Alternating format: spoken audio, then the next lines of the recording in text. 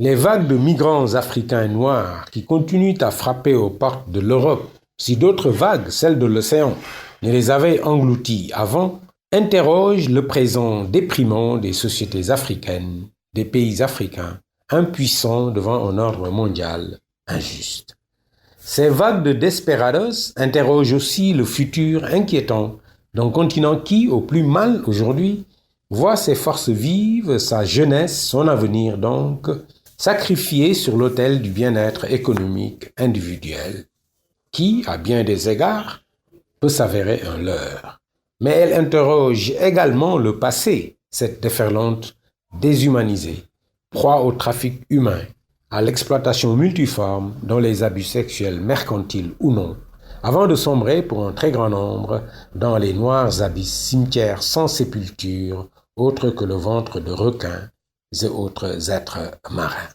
C'est devenu banal aujourd'hui d'apprendre par les médias qu'une embarcation bancale avec 102 migrants africains noirs à bord a disparu au large de l'Espagne ou de l'Italie et de passer sur une autre chaîne pour, sinon le président Trump tweetant une éructation raciste, voir qu'en Europe même, quelque part, des bonnes volontés autochtones, bonnes volontés je suppose seulement, ont invité à une table ronde, un forum, une joute, whatever, une ou deux sommités africaines de l'activisme reconnues et appréciées, à débattre de la problématique de l'immigration clandestine.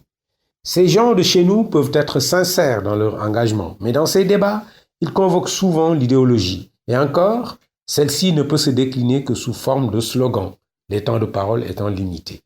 Or, les idéologies sont des impasses, même pleinement déclinées, parce que sinon ouvertement, ce qui mène au dialogue de sourds, leur sont sournoisement opposées d'autres idéologies maquillées en faits et réalités économiques ou sociales ou politiques. Tout étant bon pour justifier les barricades posées par l'Europe à ses frontières, principale cause de tous ces drames. Or, l'Europe est injuste, voire malhonnête, principalement la France, qui, à travers l'histoire et encore aujourd'hui, est le pays ayant le plus profité économiquement et politiquement des relations inégalitaires entre pays européens et africains. Ils le savent très bien, les dirigeants européens.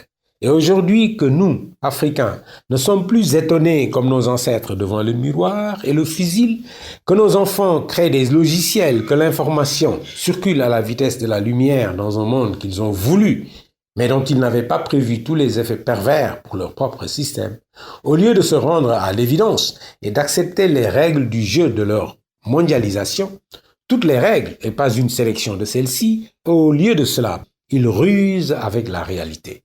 De mon point de vue, l'un des tours de passe-passe les plus flagrants destinés à nous distraire plus qu'à autre chose, c'est cette cuisine concoctée par Emmanuel Macron, consistant à nous rendre les sculptures et objets d'art et de culte divers illégalement pris, c'est-à-dire volés, à l'Afrique à travers l'histoire.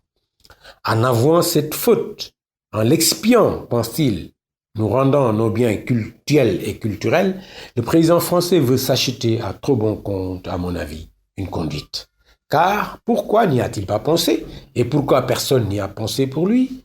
Car, dis-je, ce qui vaut pour les statues et poteries vaut également pour l'or, le diamant et toutes ces richesses rasiées dans les mêmes conditions que les objets d'art.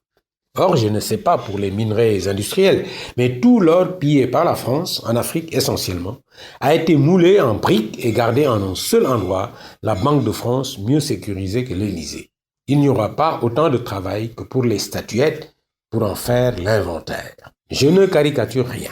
Je voudrais juste que les dirigeants français arrêtent de nous prendre pour des enfants et que, pour notre part, nous, nos dirigeants, nos intellectuels, nous soyons moins enclins à entrer dans des jeux de dupes si promptement que n'importe quel observateur sérieux douterait de notre intégrité. Si Macron veut se dédouaner du pillage par la France esclavagiste et coloniale, qui n'est pas celle d'aujourd'hui, du pillage de l'Afrique donc, nous rendre nos objets d'art, c'est très bien. Mais mettre toute la problématique des soustractions illégales sur la table, quitte rien qu'à en discuter, serait plus honorable et plus respectable pour lui comme pour nous.